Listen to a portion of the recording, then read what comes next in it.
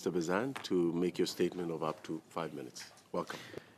Thank you, Mr. Chair, and good afternoon, colleagues. I wish to give a quick overview of the life and the sacrifices made by Sergei Magnitsky, a proud Russian anti-corruption freedom fighter. Sergei was a Russian lawyer, an auditor, a husband, a father of two. He was a man who believed in the rule of law, and most important, Sergei was not afraid to stand up for what he believed in. Sergei uncovered the largest tax fraud in Russian history, and the proper course of action was obvious to him. He immediately decided to testify against those corrupt officials. Sadly, he was arrested, detained, tortured, and eventually murdered by officials of the Russian government almost 17 years ago. None of the individuals who are responsible for the death of Sergei Magnitsky have been brought to justice. Shortly after the murder of Sergei, an international campaign began to hold kleptocrats and gross human rights violators to account. In 2012, Bill Browder and Russian opposition leaders Boris Nemetsov and Vladimir Kara-Murza of the People's Freedom Party traveled to Canada to call on the government to adopt Magnitsky sanctions to protect Russian human rights and pro-democracy activists by applying visa bans and asset freezes on the people who killed Sergei Magnitsky and other Russian human rights defenders. In 2012, the United States adopted Magnitsky legislation, followed by the European Parliament in 2013. On February 27, 2015, Boris Nemetsov was assassinated outside the Kremlin. In March 2015, resolutions calling for the Government of Canada to adopt Magnitsky legislation were anonymously adopted by the House of Commons and the Senate. Former Senator Raynell Andrechuk tabled Bill S-226, the Justice for Victims of Corrupt Foreign Officials Act, the Sergei Magnitsky law, on May 4, 2016, and I tabled the equivalent legislation, Bill C-267, on May the 5th in the House of Commons.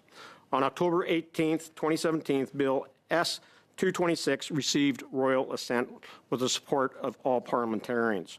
This legislation ensured Canada will not be used as a safe haven for foreign officials responsible for corruption and gross human rights violations. It is also a tool to protect our values abroad while protecting our sovereignty here at home.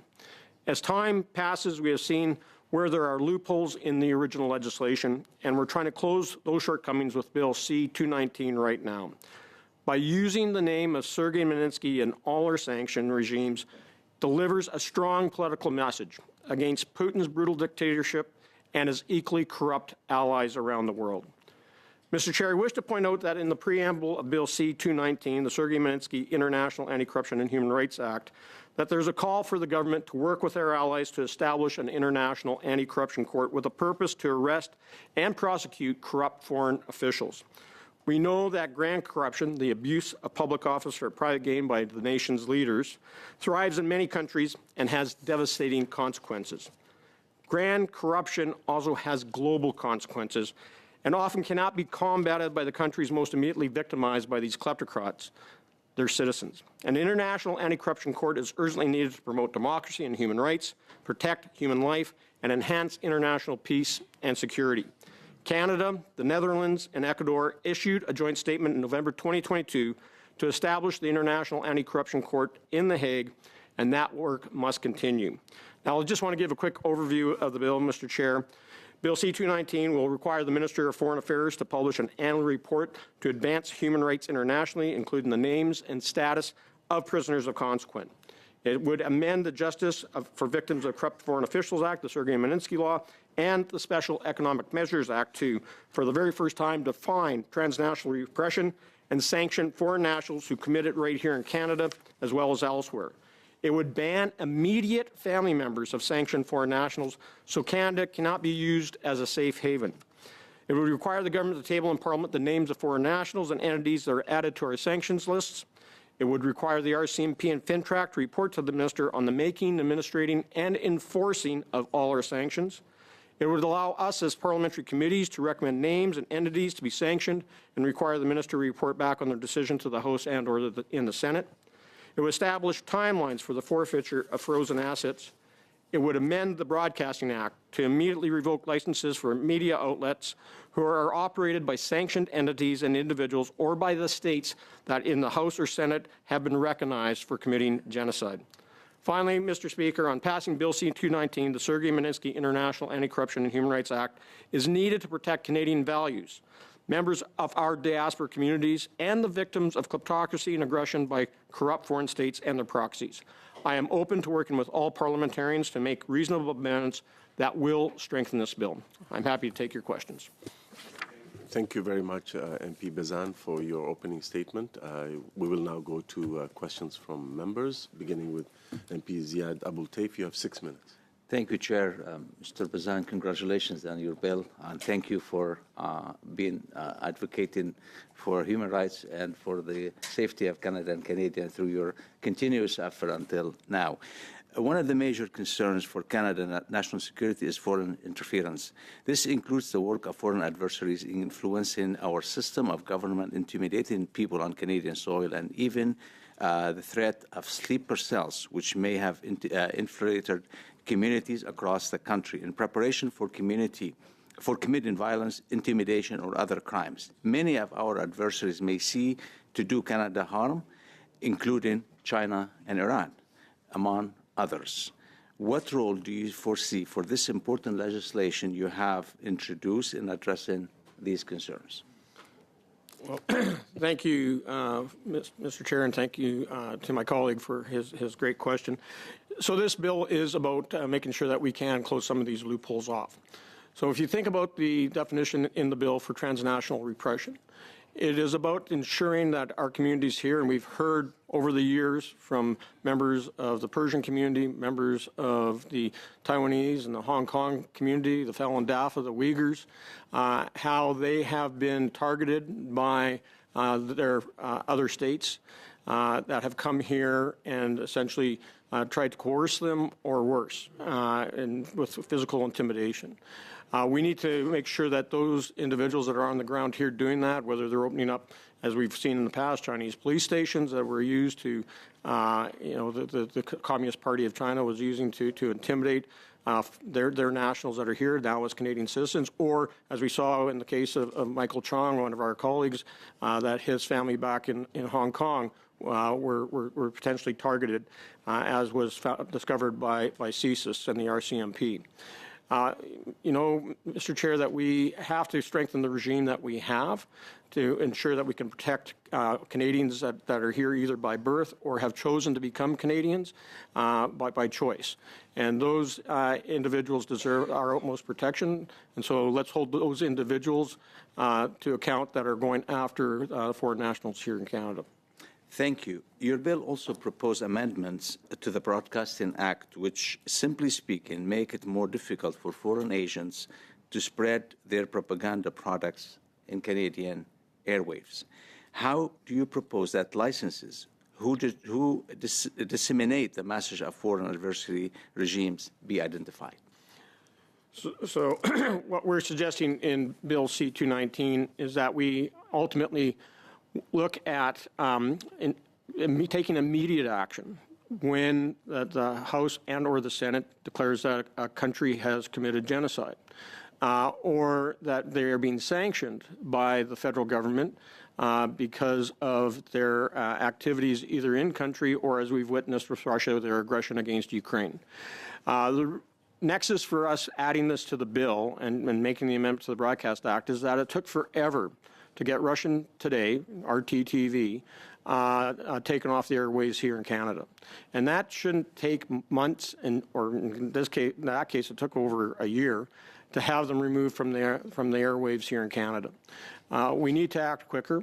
And as we see more and more nations committing atrocities or being more aggressive with their neighbors in their regions, we have to be prepared to immediately remove their state-owned or oligarch-owned media that is being used to transmit their propaganda across the airwaves right here into Canada.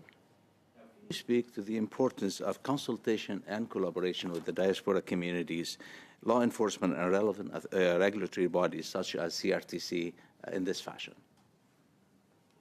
So we've done lots of consulting with diaspora communities and received support from the Persians, the Belarusians, Ukrainian community, of course, the Russian community that wants a free and democratic Russia. We've heard from the Falun Dafa, the Uyghurs, Hong Kongers, and Taiwanese who are all in favor of this, amongst others. They want to have the opportunity to appear at committees and to bring forward evidence to show where there has been human rights abuses against their people back in their homeland.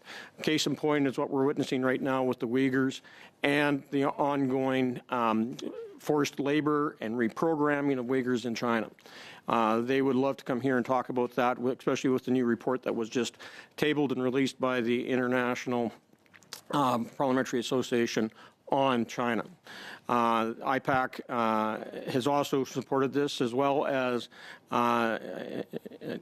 international integrity initiatives, which also is calling for an anti-corruption court and to hold those to account that are committing gross human rights violations. Quick question. Some diaspora communities face by the regime back home based some repressions, so you can intimidate, harass, and all kind of stuff.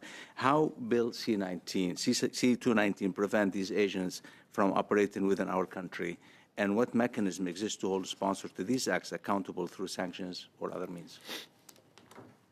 So I think that with the new definition for transnational repression, with the increased penalties that are going to be available aside from sanctioning, but also going after frozen assets and putting a timeline on the forfeiture of those assets to the benefit of the victims, I think could actually go a long way in curbing the activities of these corrupt regimes or individuals who are abusing their positions as public authorities. Thank you very much. Right on time. We'll go next to MP Rob Oliphant. You have 6 minutes. Thank you, Mr. Chair. And just as we begin, I want to make sure we welcome our new members to the committee. And you'll find this is a highly functional and collaborative committee compared to maybe where you've been. So welcome. I also want to thank Mr. Bazan for this work and for his engagement. I do also want to thank you for mentioning Senator Andrzejczyk. I think I probably learned more about the world, diplomacy, Africa, Magnitsky, and everything from former Senator Reinal Andrzejczyk than any other human being. I know you'd like to change the name to the Magnitsky Law. I might propose the Andrzejczyk Law because Reinal's work, not only in Canada, but with establishing the Statute of Rome and the International Criminal Court, and her work is profound in the world. And so I hope she's listening in her retirement. Maybe she's doing something better. I don't know. But thank you, and for also honoring the work that you and she did in 2016 on this. The world's obviously changed since 2016. We have had, some organic changes to IRPA and some organic changes through our the way we do our regimes, the three regimes that we do sanctions under. But I want to just ask you, I know that the bill C-281 in the previous parliament is the basis probably for this bill in 219. What is the process you used out of 281 from the last, 281 is the name, the last parliament to this one? What consultations did you do, and how have you changed your ideas or thinking to present this bill? I appreciate that, and I appreciate the collaboration, Mr. Oliphant, that you and I have had on this bill, and the work that we continue to get together on advancing human rights around the world. I'm glad you mentioned our friend Reinal Andrzejczyk. She is a true Canadian hero. What a life she's had, not just as a senator, but she was a jurist on the bench for many years, and a human rights activist, and of course as an ambassador. She is one of my mentors and somebody that I look up to and will always treasure the times that we've had to work together. And I should have reached out to let her know that this was moving forward today. So I'll do that after. And beauty with CPAC, it's always online. You can see it anytime. So with this bill, we did look at both Mr. Phil Lawrence's previous legislation that did make it through committee in third reading in the House and went over to the Senate. We did pick some of the definitions out of there The first couple of clauses come right out of Mr. Lawrence's bill. And on my former bill that I tabled on Magnitsky update, we had further consultations as things continued to evolve with the aggression that we're seeing over the last 3 years. And so in our conversations with diaspora communities, with the diplomatic corps, and colleagues, it was decided that this is the proper course of action. Working with academics and human rights activists like Marcus Kolga and Erman Kotler, Bill Browder, Vladimir Kara-Murza, those things were all brought into bear into what you see as the final piece of legislation that's here at committee today. Thank you. I think we can. You're aware that the government is broadly supportive of the intentions of the bill, broadly supportive of updating these acts to ensure that they're not stuck in a previous almost generation now in the way parliaments are so quickly adapting. We will, however, be proposing some amendments to make sure that it fits the machinery of government and that we don't have duplication and that we don't cause conflict between bills. We want to make sure that there's not undue red tape, because if we have our officials only reporting and doing stuff, they can't do their work, which we need to do. And we'll want to make sure that at its core, the people that this bill is meant to protect, human rights defenders, are protected and not put at risk. So that'll be the substance of our changes. In the bill, you use the term prisoner of conscience. We tend to use the term human rights defender because prisoners of conscience may or may not be human rights defenders.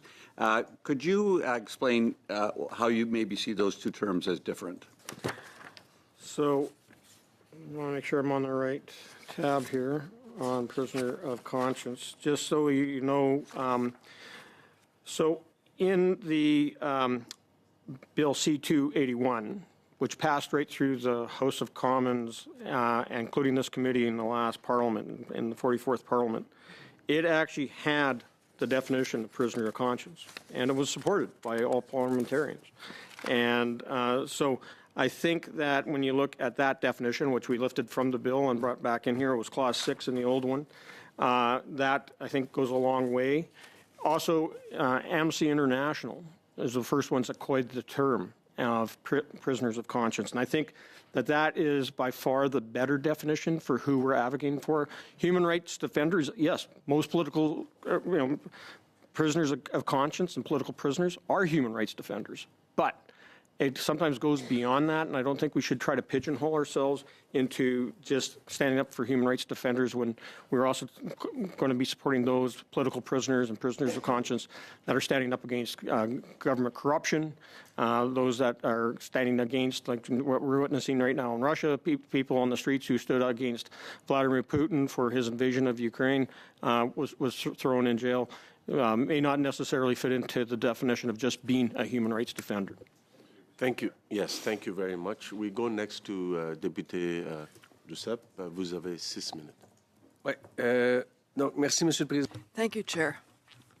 You know, the Bloc is in favor of this bill, but I have a few comments that are meant to be constructive. There are a few issues that we raised. I noticed that in this section on the Broadcasting Act, the English version of C-19 on that section is identical to C-281. I don't know if it's a translation problem, but the French version is slightly different. And according to my reading, there's the choice of the words which might influence the interpretation of the courts or not, because I would like to avoid a difference between the French and English version. I don't know if you're ready to adjust this. I don't understand why it's copy and paste in English but not in French. I could send you the two different versions. It's easy enough to find. Would you be open to that the French versions of C-281 219 and 281 be the same, the copy and paste as in the English version? This is in the section on the Broadcasting Act. English and French, and between 281 and this and 219, we'll definitely are willing to work with the legislative clerk to ensure that there is consistency and that nothing is different in the French version versus English. So I appreciate you bringing that to my attention. Parfait. C'est juste une question parce qu'après ça, c'est Perfect, because maybe then the courts, someone might use the French version and say it's not the same as the English. So that's why committees are good, even if they have a majority group. So there's another issue which I raised in my 10-minute presentation on the bill. The bill says that the Minister of Foreign Affairs has to present an annual report to the House on the efforts made by the government to progress human rights. So I'm reading to make sure that I'm expressing it clearly. This report has the names, the status of political prisoners and prisoner of opinion in the world, and what the Canadian government does to help them. The report would also contain a description, and this is what's important, of the communications of the Canadian government with the families and civil society on issues related to human rights. I have a few concerns about that section. Could you explain to me what the intention is in that part of the bill? We know that there is some Canadians, as well as those that have ties to Canada, that are being held as political prisoners or prisoners of conscience. You know, I did discuss this with Michael Koberg as how it applied to his case. He believes that when we shine the spotlight on people that are being imprisoned based upon, in his case, it was hostage diplomacy, but still a political prisoner. When you base it upon people like Jimmy Lai, who stood up as someone that fought for democracy and the freedom of speech and the freedom of the press, those individuals, and Jimmy Lai, although not a Canadian, has family here, has investments in Canada, and so someone that we're all very familiar with. When we can raise the profile of those individuals, then yes, I think it's in Canada's interest, it's in their best interest of those that are being held wrongfully by foreign states, that we publish their names and people understand what's being done to try help them. I take your concerns in light. I know it's a similar concern that I've heard from the government as well. We need to make sure that we aren't compromising things like privacy or potentially any state secrets, but at the same time, we should know what efforts are being made to free these individuals. Mais, parce que, et je pense que Because I think that information about detainees or prisoners should be made public according to the will of the family. But the act, the way it's said, says the opposite, even if the minister might decide to exclude some facts. So we should see whether it's not preferable to do the opposite and to have previous consent of the family if we're going to disclose information about political prisoners in the annual report, which will be given by the minister. I don't know if you'd be open to an amendment suggesting this, to obtain the consent of the family before the publication of the annual report. Would you be open to that? That to me is very doable, and one that would balance off the needs of the family and the concerns that they might have to ensure that their loved ones are protected. Or, you know, the other side, the downside of it as well, and I understand this, is that, you know, it could result in more transnational repression of their family members, whether they're still back in the country of concern or here in Canada. combien de temps il reste, monsieur? How much time do I have left? Well, I'll take advantage of my 30 seconds to thank you, because this bill, to my mind, is fundamental. It's extremely important. It will change the way Canada acts. So thank you very much for the work that you did. We have work to do in the committee to make sure that it's even more efficient. But the principle as such, and we owe you this to you, I congratulate you. A lot of people thank you. So to start off the second round of questions, you have 5 minutes. Thank you so much, Mr. Chair. And I just want to echo the thanks of my colleague from the Bloc Québécois. You've taken on a really complicated topic. You've reviewed it, and you've really put something comprehensive forward. And you know, a number of us sit on the Human Rights Committee, the Human Rights Subcommittee of Foreign Affairs, in addition to being here. And it means a lot because, as we've said quite a lot lately, democracy is something that dies in the darkness. And you've really taken steps to shine a light on that darkness through this bill, which really addresses 6 key areas. It brings forward human rights accountability reporting. It defines and recognizes transnational repression. It expands sanctions. It brings asset forfeiture and enforcement timelines into line and into just a much more just a stronger regime. It helps with transparency and parliamentary oversight, and then it takes that additional step to deal with issues of foreign influence and broadcasting controls. And so I get a lot of correspondence from Canadians whose families are targeted by foreign regimes and others who are concerned about transnational repression, foreign interference, and disinformation. And of course, also the presence of war criminals in Canada, and they want Canada to act on things.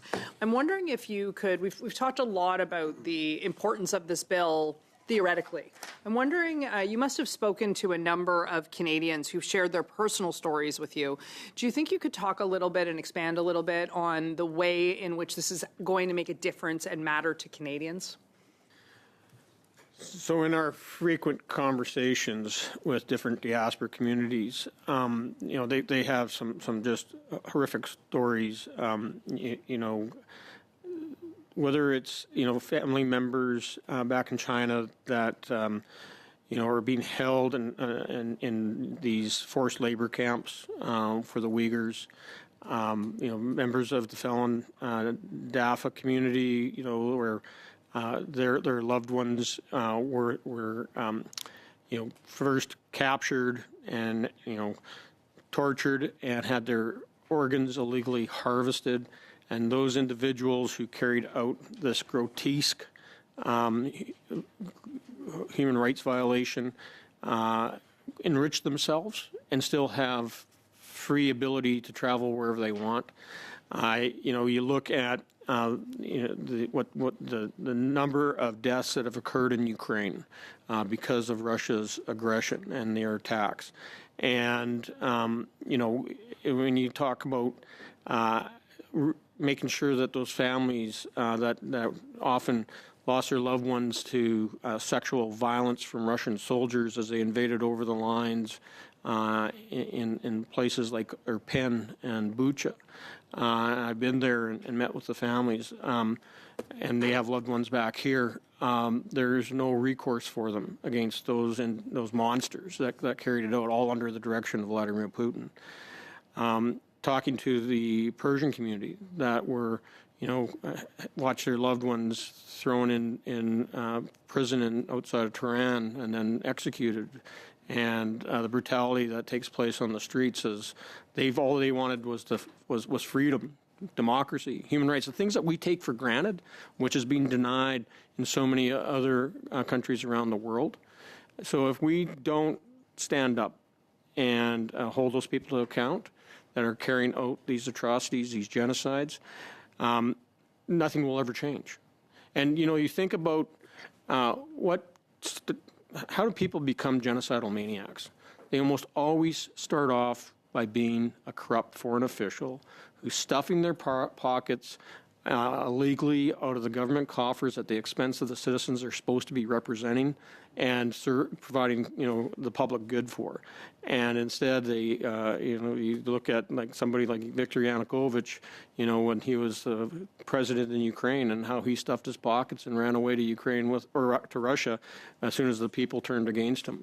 But, you know, prepared to take away all of their rights, their civil liberties, and in the process, engorge himself on the public purse for his own personal benefit. Well, I want to thank you for that comprehensive answer. And I know that the bill does define transnational repression specifically as tactics used by a foreign state to intimidate, harass, surveil, or threaten individuals or groups located outside the state borders. And I am certain that Canadians who are experiencing those things will take some comfort from the fact that the government of Canada now clearly defines that activity as being something that is offensive to our values and criminal. Thank you very much. Next, we go to MP Anita Vanderbilt. You have 5 minutes. Yes, thank you very much, Mr. Chair, and thank you, Mr. Bazan, for bringing a very good bill before Parliament. I would note, a lot of us worked together across party lines for the first Magnitsky bill, and also later on things like Vladimir Kara-Murza, getting him honorary Canadian citizenship, and also, as Ms. Cronus mentioned, the work we do across parties on the Subcommittee on International Human Rights, where I do see quite a bit of overlap. So I'm looking at the bill, and I just wondered if you could reflect on a few things that I just have a few questions about. One of them is under the Broadcasting Act. Obviously, Russia Today, right? That I think we would all, it's a very evident, very obvious example. But when you look at the way that this is worded, and obviously broadcasting and press freedom is a fundamental tenet of our democratic society. It says if a broadcaster is vulnerable to significant influence, and then instead of just saying sanctioned, you also mentioned genocidal foreign actor. And I wonder if it's possible there could be examples where something may fit into that maybe isn't as obvious as something like Russia Today. Why did you choose that particular wording? And would you be open maybe to finessing that a little bit to make sure that it doesn't capture broadcasters that really, shouldn't be banned? So I would say this, that I know that some people think that this could be an infringement on, freedom of the press or infringement upon, the freedom of expression and trying to censor what people are listening to. Our experience, though, with a lot of these state broadcasters from these corrupt regimes is that it's used for propaganda. And RT is by far the best choice. We know that state television out of Beijing, state television out of Iran, all are propaganda machines. And so if we are going to ensure that when we are deciding as Parliament or as the Government of Canada that we're going to sanction either the broadcaster themselves or the state sponsor or the kleptocrat oligarch who owns it, then it's an immediate thing that happens is that we do suspend or cancel that license so they can't continue to broadcast. And I think we all agree that it should be much quicker. Forever, though, and that's what happened to RT. It took far too long to get them taken off the airways. No, I think we all agree that it should be very quick. I think it's just the potential for unintended interpretations, but we can look at that. We need more clarity. Yeah. I'm definitely open to working across party lines to figure out what works for all of us. And ultimately, at the end of the day, we want to get this right. I think we all agree on that. The other one that I was wondering is that you talk about the disclosure, but is it possible that we may need exceptions when, for instance, disclosing sanctions, maybe that we're doing with allies, might actually tip off a perpetrator and cause them to be able to have evasion of the, it'll basically lead to the exact opposite. They would start evading and covering up what they're doing because of the disclosure. Is it possible we could build in some exceptions that would allow, in those cases, the cabinet or the minister to not have to reveal if it has the unintended consequence? For sure, but at the end of the day, what we want to do is make sure that those entities, those individuals, those states are not using Canada as a safe haven. So yes, if the goal is that we want to freeze their assets and then forfeit those assets down the road to the benefit of the victims or the state that they're invading, then yeah, let's be smart about it. But at the same time, at the end of the day, there is the regulations that are filed currently, whether it's under the current sanctions regime with CIMA or the Magnitsky law. So already there is some of that transparency there. Let's just make sure that it's being done and reported back to us as parliamentarians, as well as that more Canadians understand what we're doing and why we're doing it. Can you give examples of other like-minded countries that have similar kinds of clauses and similar kind of legislation to this? Yeah, so when we were looking through, definitely the United States, the European Union have by far the best sanctions law. What we're trying to do is coordinate and ensure that we align with them. UK, of course, has playing some catch-up after leaving the European Union, but there is their own Magnitsky laws in the European Union that they're trying to fashion themselves off of. Other OECD nations also have good Magnitsky-type legislation, like we're seeing in the Baltic states, especially Eastern Europe. So the more that we can coordinate and align and ensure that we are moving in coordination and having that maximum impact. And so, yeah, behind-the-scenes talks between our allies and friends to ensure that when we do bring forward an entity that we need to sanction, then that has maximum impact. Thank you very much. We go next to MP Duceppe. You have 2.5 minutes. Merci, Monsieur le Président. Thank you, Chair.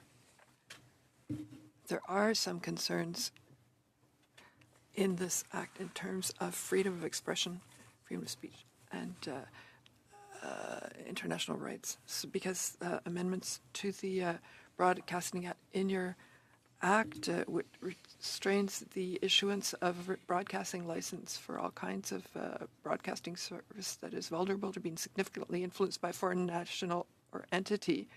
And given that as having committed genocide that is subject to sanctions under Justice for Victims and CIMA, can you explain to us why? Does that really infringe on freedom of speech?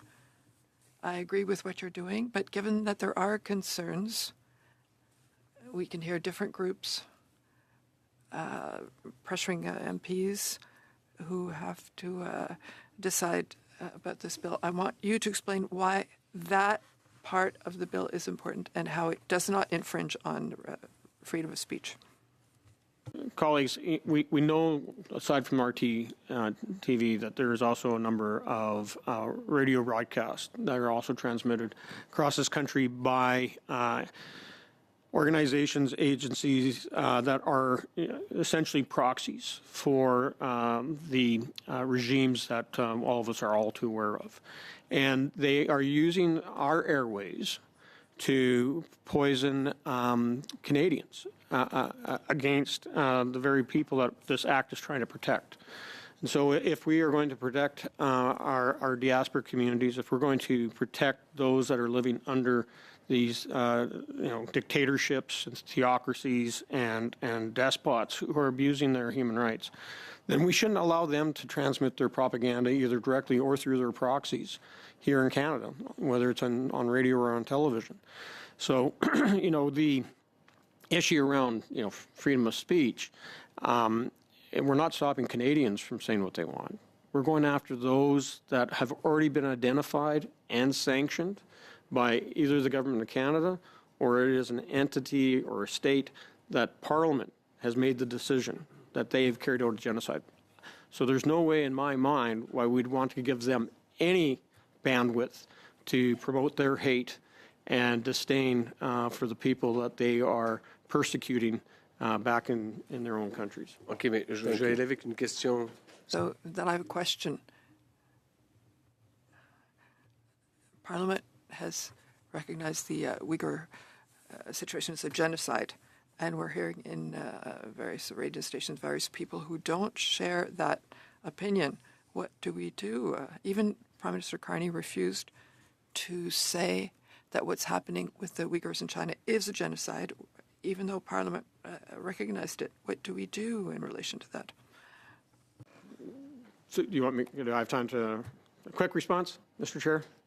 So I just say this, that if it's genocide, we called it a genocide. Again, I believe that there is grounds then to ban the ability of the Communist Chinese Party from using our airwaves, either directly or through their proxies, to go out there and say that Canada's got it all wrong.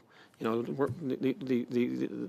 genocide has taken place, and yet all the facts point to that the Uyghurs are being, you're as I am a member of Hong Kong Watch, member of the Interparliamentary Alliance on China, and just received reports recently from an insider who was part of the Chinese militia and police who has escaped and who is spreading all the information on how they have gone from being overtly using forced labor with Uyghurs and reprogramming them, brainwashing them and other avenues, but they've actually now covertly done it by moving people quietly across the country into other areas where they are still subject to forced labor.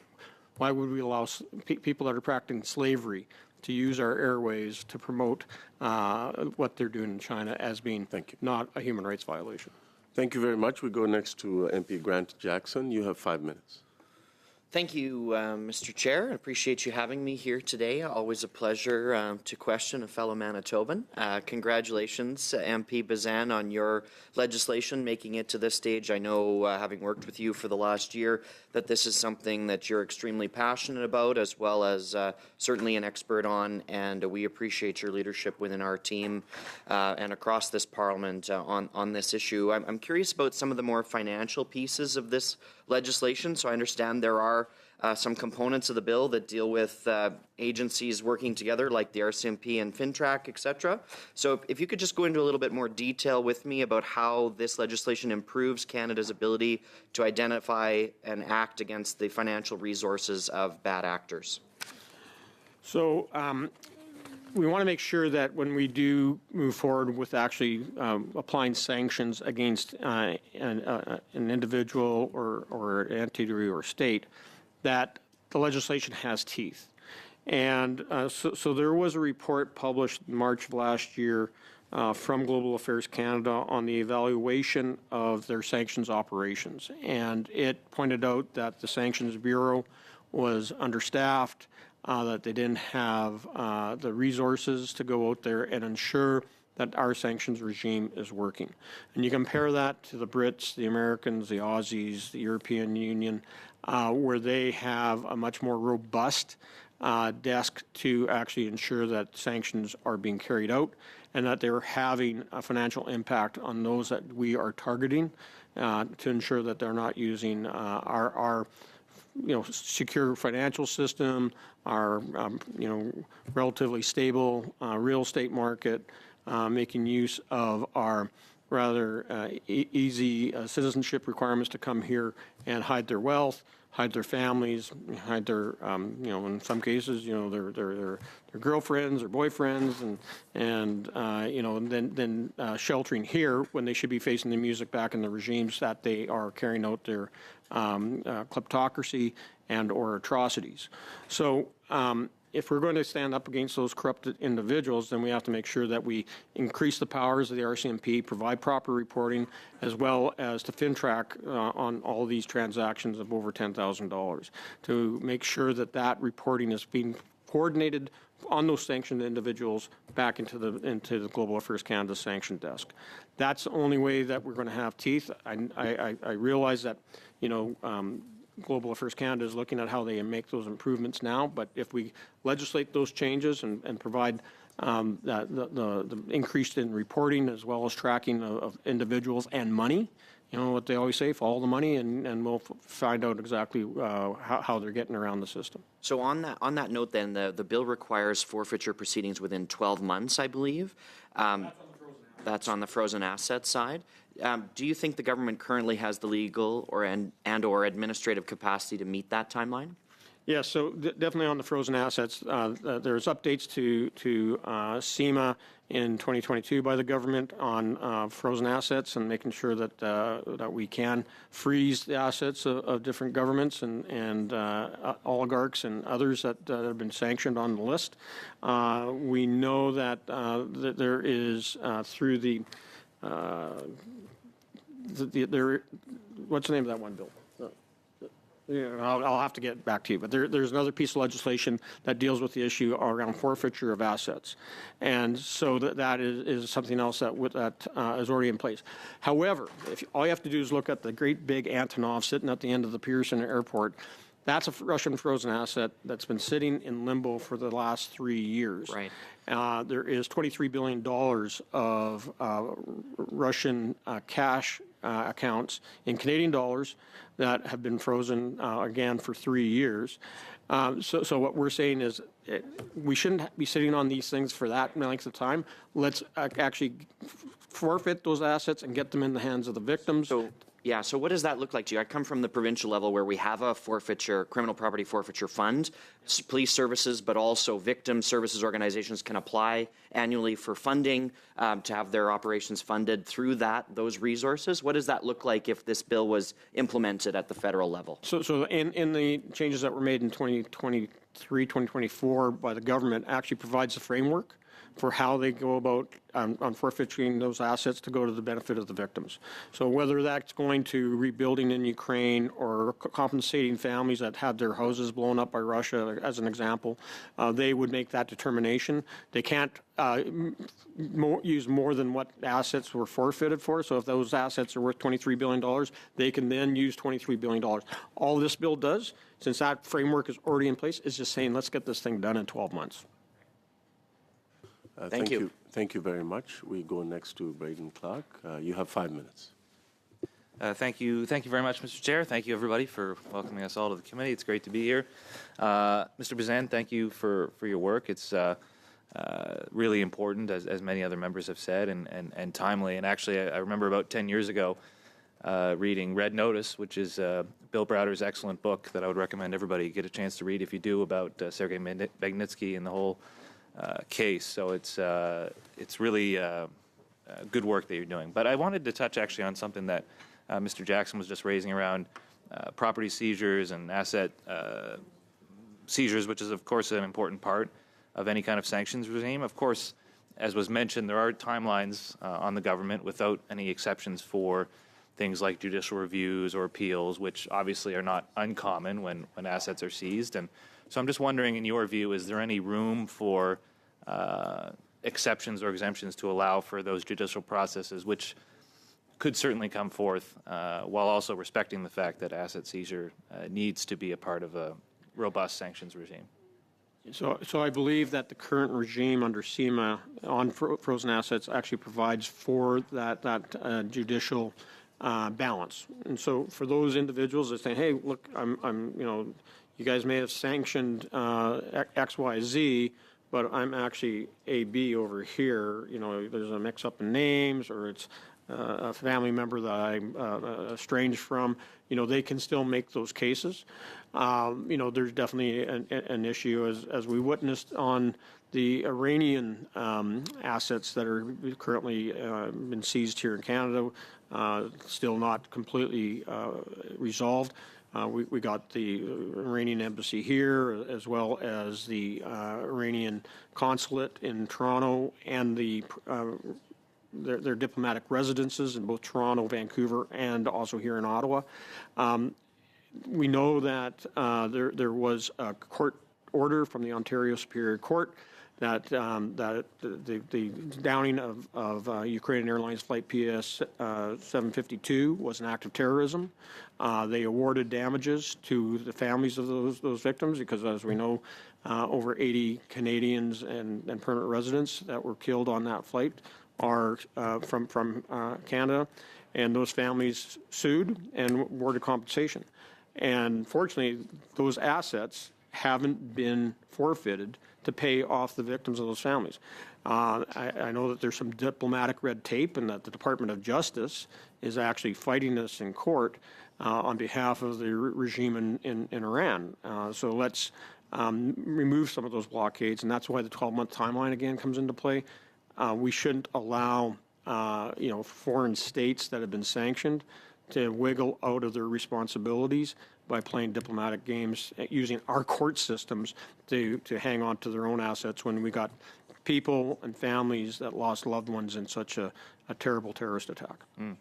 And Mr. Bazan, your bill obviously lays out a certain amount of criteria that would trigger sanctions and on that list. Now, Global Affairs Canada deals with a huge amount of consular cases as well, more ordinary cases, I guess I would say, over 7,000 as of March 2024. So in your view, what would be the mechanism to kind of switch between those two worlds so that we make sure that, for Canadians abroad who deal with difficult situations all the time, and there's thousands of those services are provided in a timely and efficient manner while also recognizing that there's another system here that you're proposing that also needs to work effectively. So how do we make them complementary, I guess, rather than perhaps overlapping at times? So, and first and foremost, I appreciate the amazing work that Council Services does in helping Canadians in need, including those that are often temporarily incarcerated.